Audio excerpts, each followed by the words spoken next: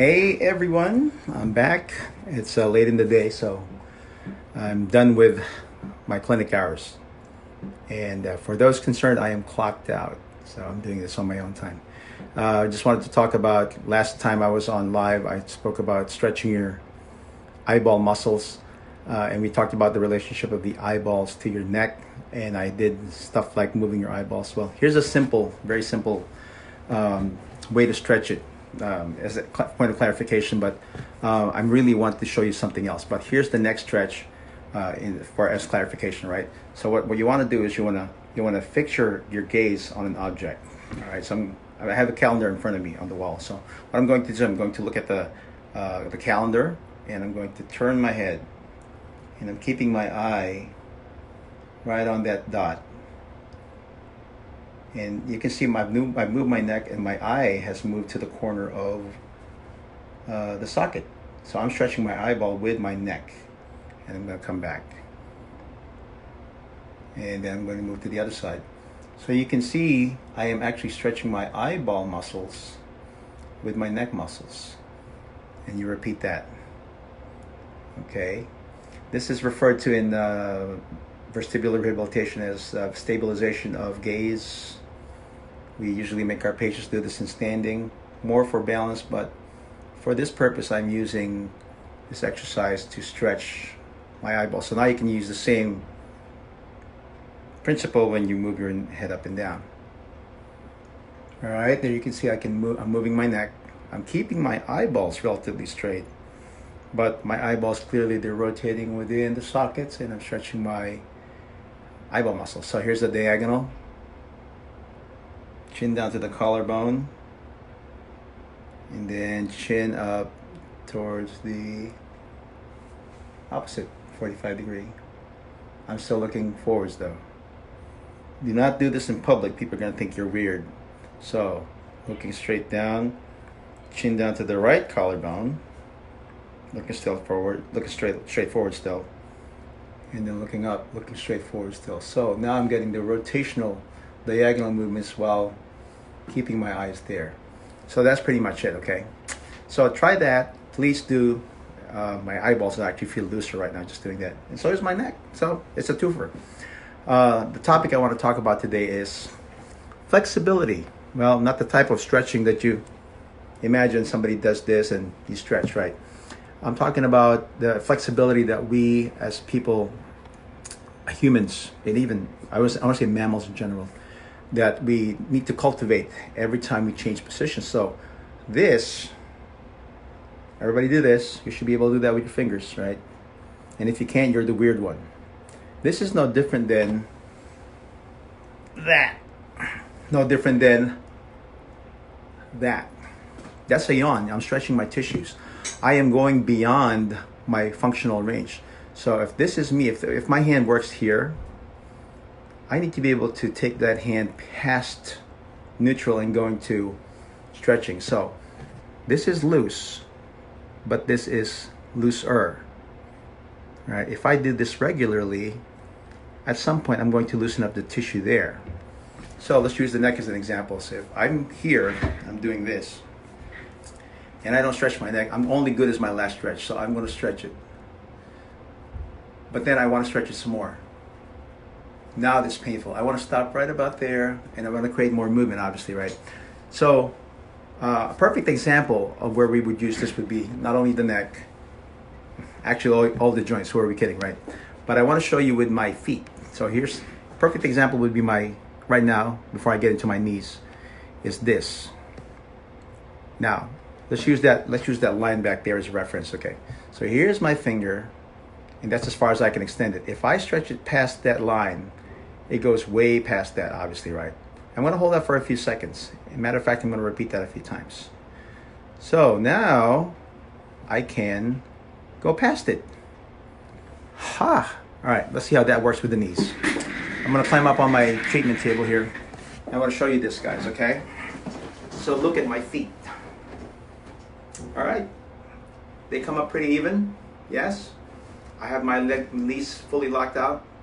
So let's do an experiment. I'm going to kick up, totally healed. My left leg is going to do all the work. My right leg is the passive leg, is the one being stretched. So let's do this. I'm going to lean back, push up. Now I feel a stretch behind my knee. I'm going to count 1, 2, 3. 3 times. Look at this. 1, 2, 3. Does not hurt. Matter of fact, I have my patients that have full knee replacements do this on the first day when they see me. 1, 2, 3. Okay. I just stretched it. So now we're going to test it. Look. Can you see that? Can you appreciate that? Look at that. See the impact of that on how I'm going to walk and how I'm going to move. I have that extra flexibility now that I've stretched that right knee. So I'm going to apply that to this left knee now. So total heel. And we're going to go 1, 2, 3. It does not hurt. So when you sit, the tissues behind the knee shorten. This sits, when you look down, this shortens, right? So there's my second stretch. 1, 2, 3. And here's my third stretch. 1, 2, 3. All right. And we check. It's actually higher than the right leg, right? So this is higher now. This is lower. So we're going to match it up. 1, 2, 3. 1, 2, 3. 1, 2, 3. And now we have a matching pair. Okay. Now here's the problem. No sooner than I put that down, the tissues start to shorten. I mean, it's short right now. But now the connective tissue, the new cells that are growing around that joint, the connective tissue, the fascia, the capsule, the ligaments, the tendons, they're shortening because I have it in a shortened position. When I go to do this, I may have the sense that, well, my knees are straight. Well, let's stretch it again. 1, 2, 3. 1, 2, 3. 1, 2, 3. And here we go again. See? So, here's the lesson. We all have this inherent flexibility that we lose every second that we're not moving. All right? Babies yawn and stretch. My dogs stretch this way, that way. They stretch their spine. We just don't. And the problem is because we're able to move and we don't have any pain and our movement is functional. We're not really restricted. We just tend to think, well, I am normal. Oh yeah? Well, let's see it drop into a split then. I can do a split because I've been doing martial arts for a good part of 20-something years, 28, 30 years almost, right? So I can actually do a split. I'm not as loose as I used to be, but I try to keep my hips loose because, matter of fact, I like to kick people in the head. I'm pretty good at it, right? So I like to be able to bring my leg up, just like that. So, not as good as when I was younger, but I'm looser than the average person because to me it matters. Hi, Steffi. Here's my friend Steffi. She's German, and she's Yoshikai. We're both Yoshikai, right? So I was just telling my friends here, Steffi, that stretching, as martial artists do, has helped us improve the flexibility. So generally speaking, martial artists, dancers, people that do yoga, they're looser than the general population. So we have, believe it or not, for as intense an activity as martial arts is, karate in this case, we're actually not in that much pain. It's the people that are stiff, that are trying to move like this. They're the ones in pain, okay? So that's my lesson for you guys is how flexible are you?